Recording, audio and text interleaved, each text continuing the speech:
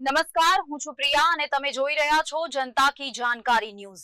નજર કરીએ આજના સમાચાર। સુરતમાં ગેસ ગીઝરે પતિ પત્ની અને પુત્રનો ભોગ લીધો, ગુંગળામણથી ત્રણેયના મોત। શહેરના લાલગેટ વિસ્તારમાં હરિપુરા ખાતે આવેલી સોય શેરીમાં રહેતા દંપતી અને તેમનો 12 વર્ષના પુત્રના ગેસ ગીઝરના ઝેરી ગેસને લીધે મોત નીપજ્યા હતા। ગઈકાલે 10 ફેબ્રુઆરીને મંગળવારે સવારે ઘરમાંથી રહસ્યમય સંજોગોમાં મૃત હાલતમાં ત્રણેયના મૃતદેહ મળ્યા હતા। ત્રણેયના પ્રાથમિક દૃષ્ટિએ ગેસ ગીઝરમાંથી નીકળેલો કાર્બન મોનોક્સાઇડ શ્વાસમાં જવાથી ગુંગળામણના કારણે મોત થયા હોવાનું ફોરેન્સિક પોસ્ટમોર્ટમ કરનાર તબીબે જણાવ્યું હતું।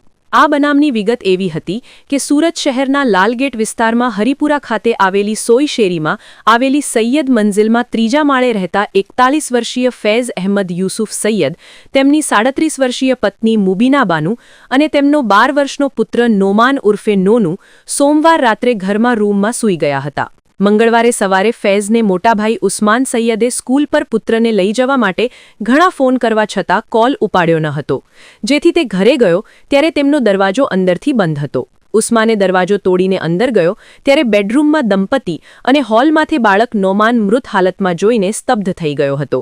સૈયદ પરિવારના 3 સભ્યોના રહસ્યમય સંજોગોમાં મોત થયા હોવાની જાણ સ્થાનિક લાલગેટ પોલીસને થતાં પોલીસ અધિકારી સહિતનો સ્ટાફ ઘટના સ્થળે દોડી આવ્યો હતો। આ સાથે FSLની ટીમ પણ સ્થળ પર પહોંચી જઈ તપાસ હાથ ધરી હતી। બાદમાં ત્રણેય મૃતકોના મૃતદેહને પોસ્ટમોર્ટમ માટે સ્મીમેર હોસ્પિટલમાં ખસેડાયા હતા।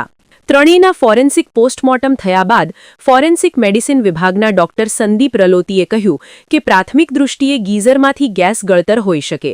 કાર્બન મોનોક્સાઇડ શ્વાસમાં જવાથી ગુંગળામણના લીધે ત્રણેયનું મોત થયું હોય એવું પ્રાથમિક દૃષ્ટિએ લાગી રહ્યું છે, જ્યારે મૃતકોના શરીરમાંથી ઝેરી દવા જેવા કોઈ અંશો મળ્યા નથી।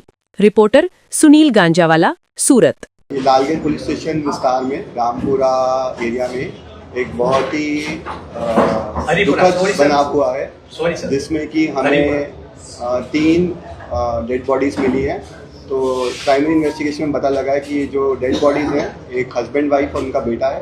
हस्बैंड का नाम है फैज़ यूसुफ, वाइफ का नाम है मुबीना और बेटे का नाम है नुमान।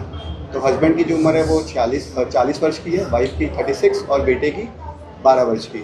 तो जो हमने तपास की अभी तक प्राइमरी, उसमें पता लगा है कि तीनों बॉडीज़ के जो मुंह से झाग निकल रहा है, तो हमने अलग अलग फॉरेंसिक एक्सपर्ट से बात की है और हमें पता लगा है कि क्या क्या प्रॉबिलिटीज़ हो सकती हैं।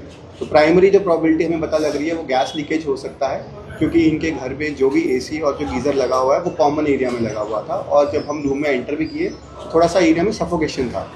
तो मेरी फॉरेंसिक एक्सपर्ट से भी बात हुई है, तो this is the primary reason जो अब तक इन्वेस्टिगेशन में पता लगा है।